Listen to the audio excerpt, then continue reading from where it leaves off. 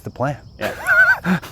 Well, I mean, the big thing here was just making sure that there's, it's not a big enough property for a full-length 18-hole course. And so at that point, the thought is, well, like, how do you just maximize the space that you have in a way that, meets the needs of golfers, and what's kind of missing, from the property now.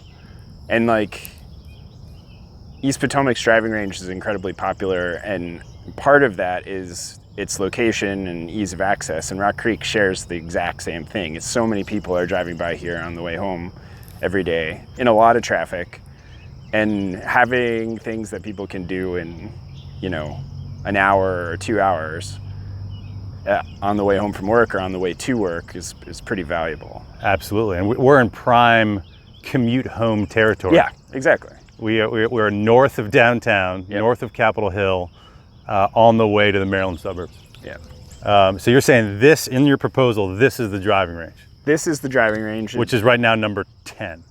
This is number 10. It'll take up kind of this entire corridor of 9 and 10. Okay. So pretty big space.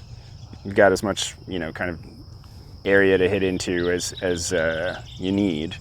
And it's got great access to the clubhouse. The shame of it is that the 9th hole is a fantastic hole. And, if it was up to anybody looking at this, we would keep the 9th hole. But the 10th hole on its own is really not big enough for the range, and there's no other good spot for it on the property. So the plan is to actually use the 9th green as the new 18th green. So we'll keep the green site and just extend the 18th hole up to that spot. So the 18th hole, which coming from over down there, kind of coming uphill. Yeah, it's actually a really good spot for the 18th green. Yeah, and it only adds, 20, 30 yards, and you're actually closer to the clubhouse. Yeah, exactly. So yeah, that's good. And then it allows for kind of something where, at this range, I think we're looking at, partially covering it, giving golfers a chance to actually be out here in the winter, heating parts of it. But really, it's just, East Potomac has a great setting on the river. Langston has a great setting on the river, and Rock Creek's kind of feeling like you're in the middle of a forest, in the middle of a city, and Which so is cool. This is like, the range is like, going to reflect that, and it's very, very cool. Yeah, we could be standing here, if you dropped me here and told me we're, in Shenandoah National Park, Yeah, I would have no exactly. reason not to believe you. Yeah. Cool. So it's interesting, right over here, this used to be a practice area. So the back 9, so just for the folks listening here, the back 9 has been closed for some time. They determined maintenance was just too much to keep up, so they closed the back 9 last year. I think maintenance is really difficult because, as we'll see, it's just so overgrown with trees that it's difficult to grow grass. But I think that plays into it a little bit. I think that people coming out here are more likely to be, and it's hard to tell exactly the reason, but people here tend to play 9 holes more than they do 18. And then last thing, and the official reason for it being closed is the cart paths are dangerous. So, which is actually I can true. attest to that. Yeah, I can that is attest actually to that. true. I can't tell whether that's, it hasn't stopped them before. I don't think the cart paths are like appreciably There's a worse. couple spots I remember, and this was a few years ago, somewhere between 16 and 18, where there's a couple mildly steep spots, but the cart path gets down to about a foot or two wide because it's just been deteriorated on either side. Yeah, and there's very steep spots, not just mildly steep. Okay. Yeah. Sure. It is extremely steep, and I get why you'd be concerned about people traversing those paths in a cart safely. I think the last time I played here with a cart, which I vowed to not do again, had to have been 3 or 4 years ago, and I thought the steering column was going to come out of my hands. Yeah. So that on top of the deteriorating paths. Yes. Yeah, there's some work to be done. We can go over and look at it, but there's the hills are steep enough that there used to actually be like a pulley system to help pull people up the hill. Really? Yeah. That's pretty wild. Before golf carts were a big thing. Like what are there any pictures of this? I think so. I can't even, yeah. like, and actually, that. it's like the routing of the 15th and 16th holes used to be reversed, so it's already over a pretty steep, set of landforms. But the old 15th hole used to play up the steepest part of that section as a par 5, kind of like. I assume it's it's like an extremely, very extreme version of like the 17th at Streamsong Blue, or, holes that play kind of out and then up. Yeah, so the course was designed in 2 stages. There was 9 holes originally built out here, in 1921. Sure. And then it was really popular, so another 9 holes were added kind of fairly soon after that. It kind of works out that most of the original 9 were out here in the open space, and then the 9 additional holes were in the woods. Are any of the holes that are as part of the original design of Flynn, do any of them exist as he designed them today? Yeah, a solid chunk. Oh, cool. But when they went from 9 to 18, it wasn't like they just added a 9. They had to totally redesign the place, and only 1 hole remained from that original routing, which is actually still here, the 11th. But Flynn did the addition of 9, so it's all his stuff. Yeah.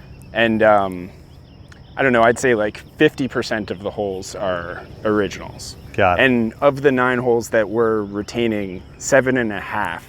So 7 holes completely and one green site extra are going to be used from the original routing. That's fantastic. And then, so you're saying the original 9 from Flynn and an additional 9 par 3. So that would be a separate 9-hole par 3 course? So it's 9-hole regulation, 9-hole par 3. Awesome. And then the driving range.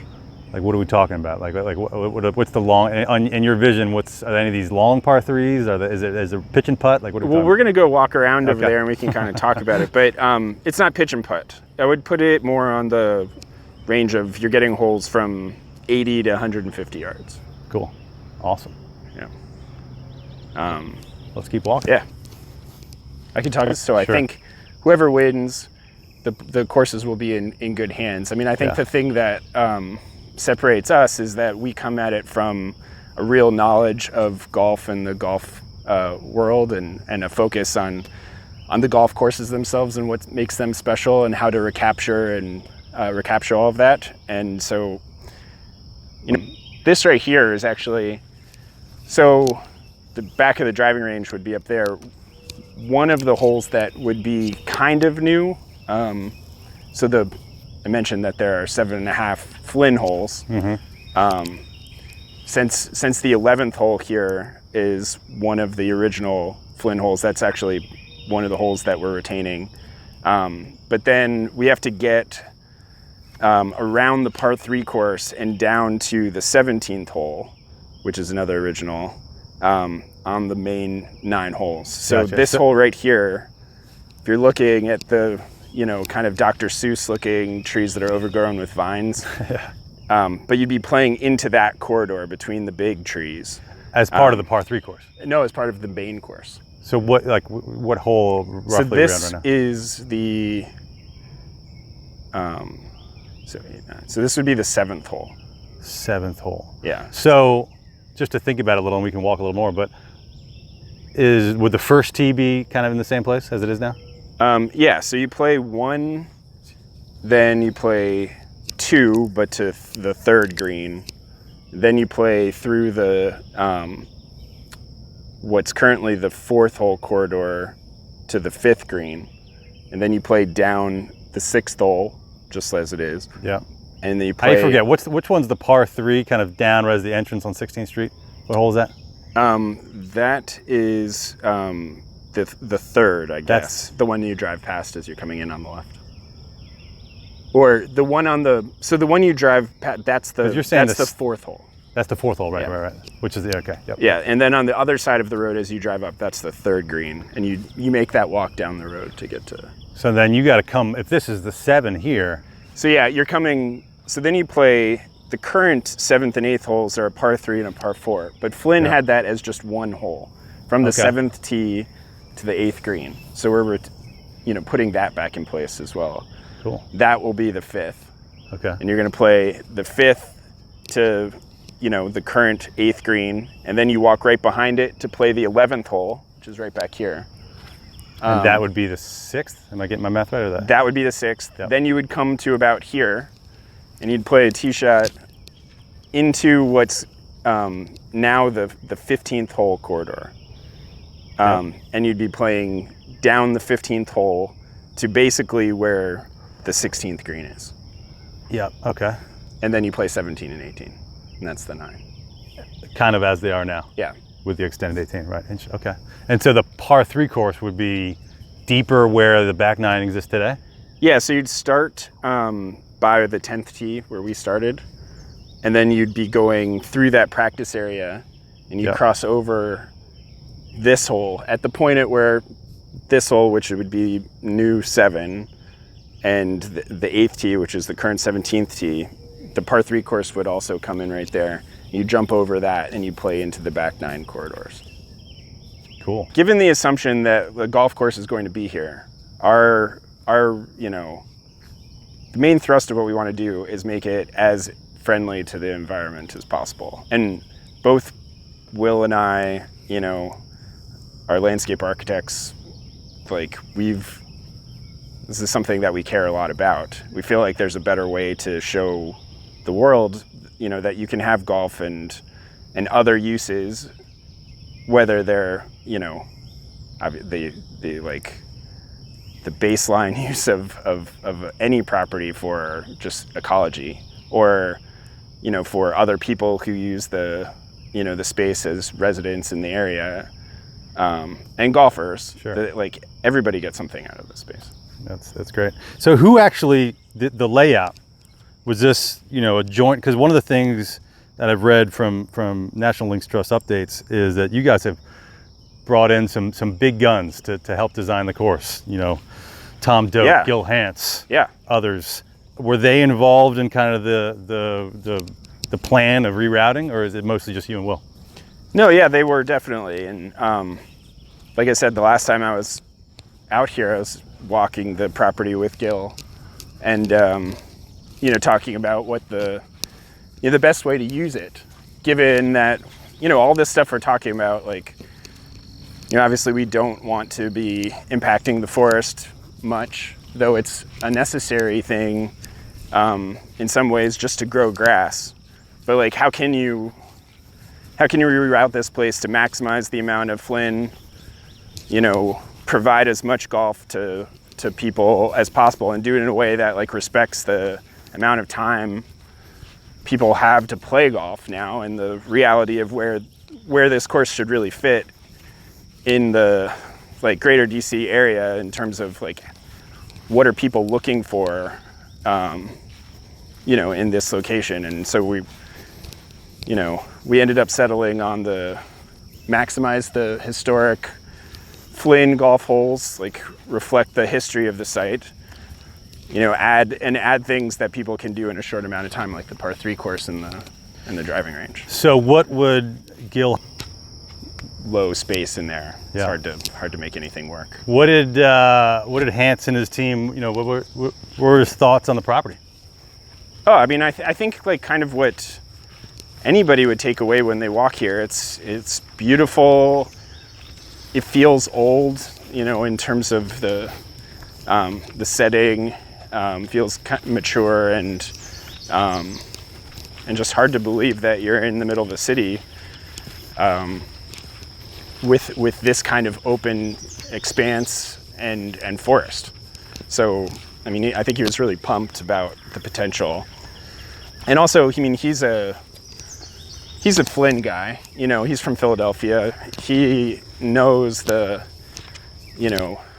potential of recapturing a Flynn, design on this kind of property, and could see it, really quickly. Hans famously did the renovation at Marion, right? Yeah. But also, I mean, so he's also famous for doing a lot of great renovations, and as well as building the Rio course for the Olympics.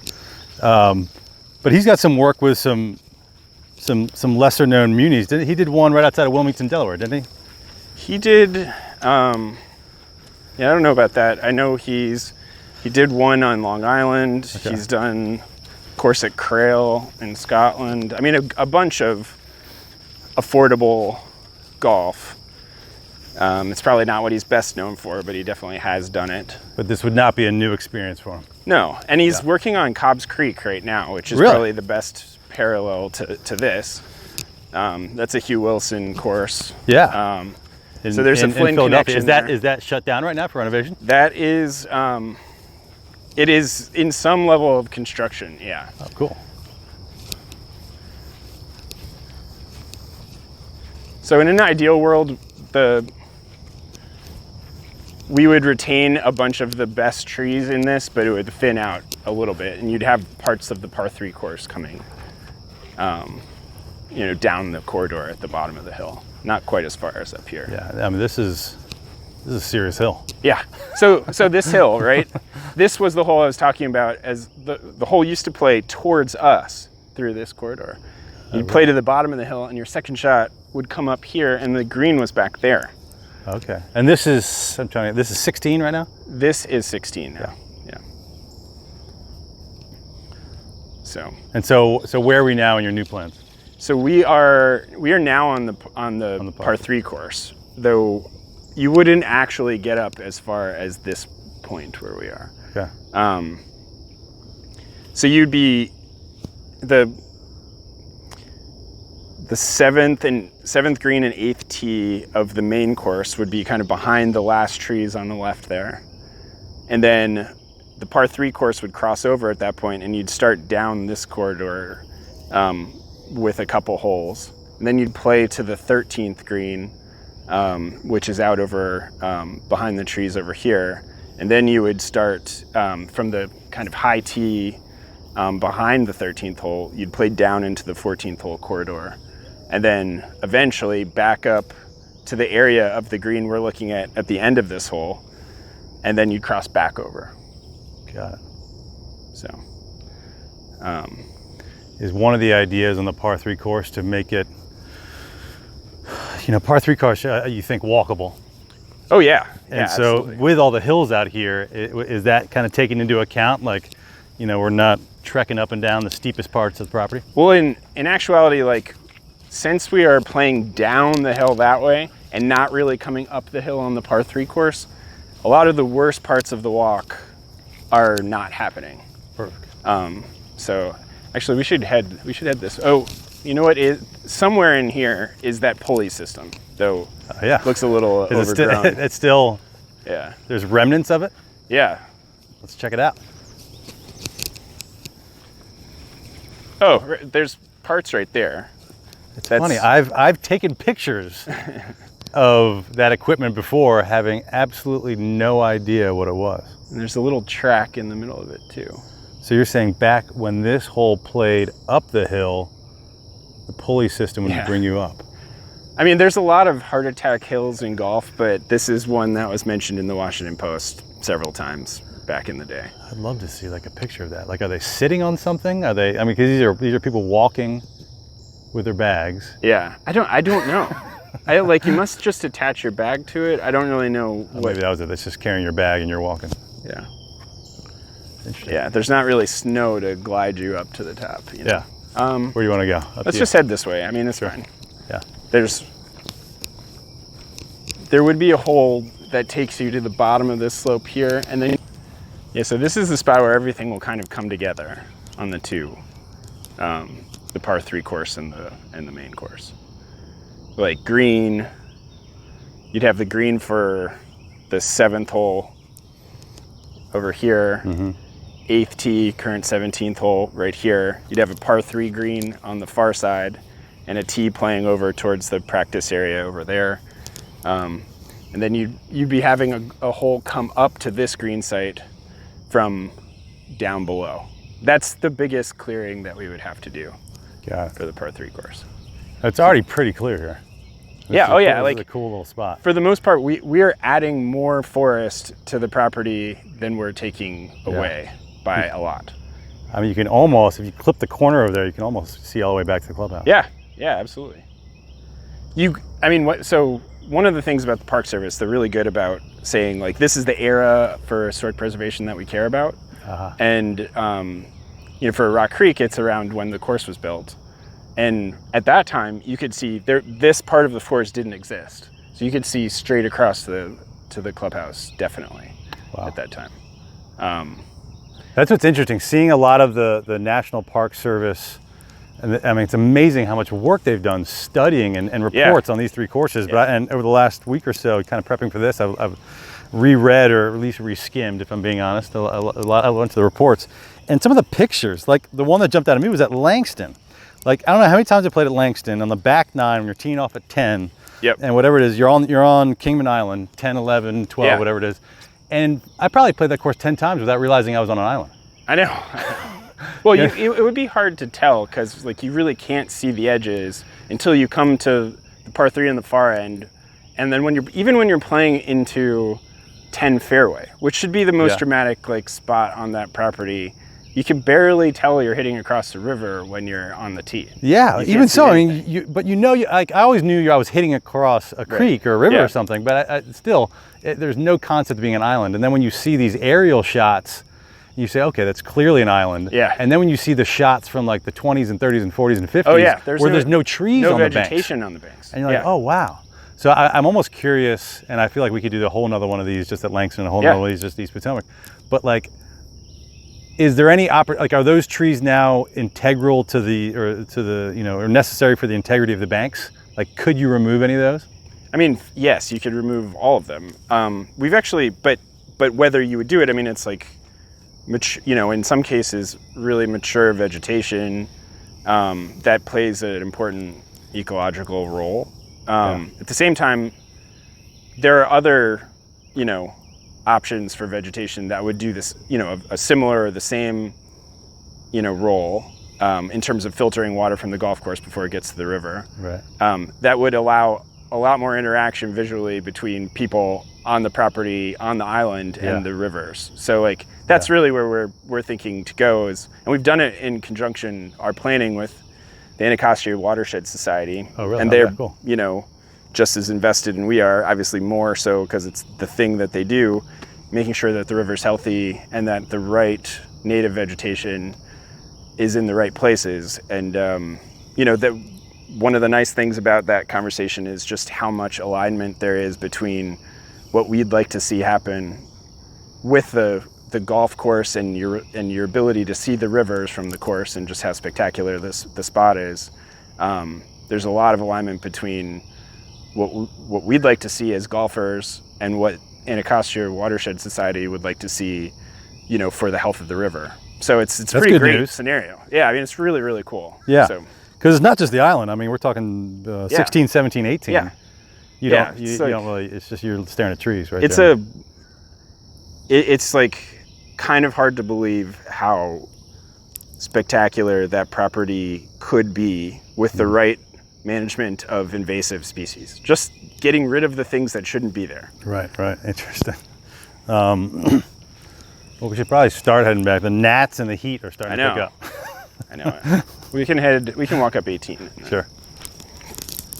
I know.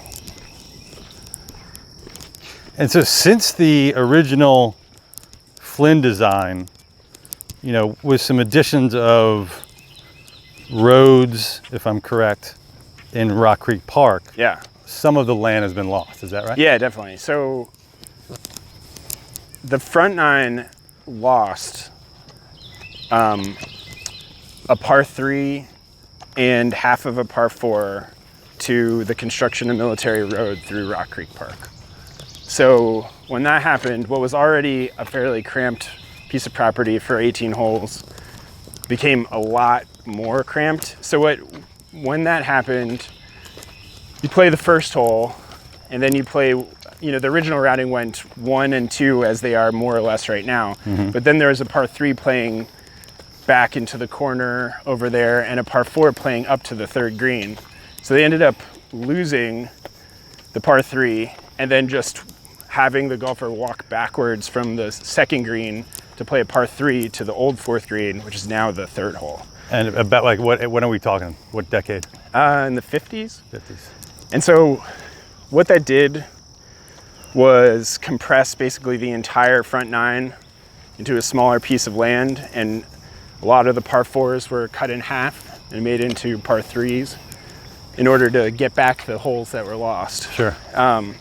So, you know, obviously if you're out there, you play a run of par 3s from hole 3, 4, and 5 are all par 3s in a row.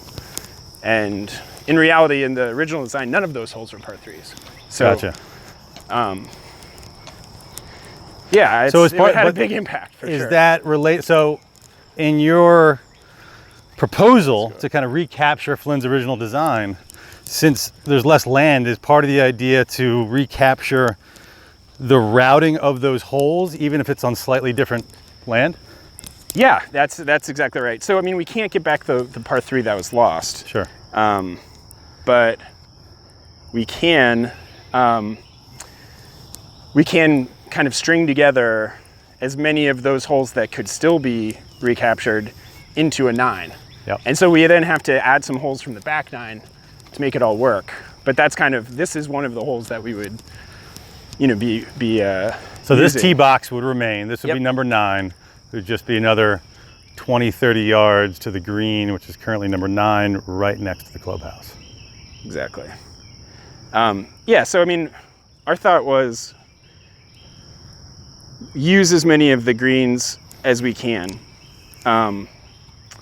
And in this case, like, yeah, the reason that 18 green is there is because 9 green was close to the clubhouse, and you can't overlap in those two, you know, spots. But if you look at this hole and you look at the 18th green kind of set into the middle of the hill, and then the 9th green just at the top of the hill, if you were to just kind of mentally erase the 18th green and say, oh, we're playing to that plateau where the 9th pin is, you would, you know, say, oh, that looks like a pretty sweet hole. Absolutely. I mean, and that's probably how you design it if yeah. the 9th green wasn't already part of the course. But since it won't be in the future version, Right. it makes sense to go to it. Yeah. I'm on board. And so number 1, fairly untouched? Number 1, untouched. How many? We're going to build a different practice green. So actually the tee will be kind of where the practice green is now. Based on, and I know you already kind of went through the routing, but are there any others that are truly untouched from what they are now? Is that the only one? Well, if you think I about guess 16, which would now be number 6 on the current course, would be mostly basically the same. I gotta walk. 1, 2, 3, 4 is the par 3 at the entrance. 5 is kind of back into the neighborhood almost. 6 you come up. 6 is the par 4 that plays back towards the entrance road. Yep. Okay. Yep. And then Short par 4. Yeah. Yeah.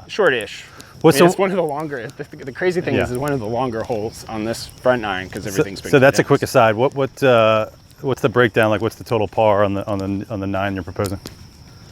There'd be 3 par 3. It would be a par 35, and I think it would end up around 3,300 yards or so. You know.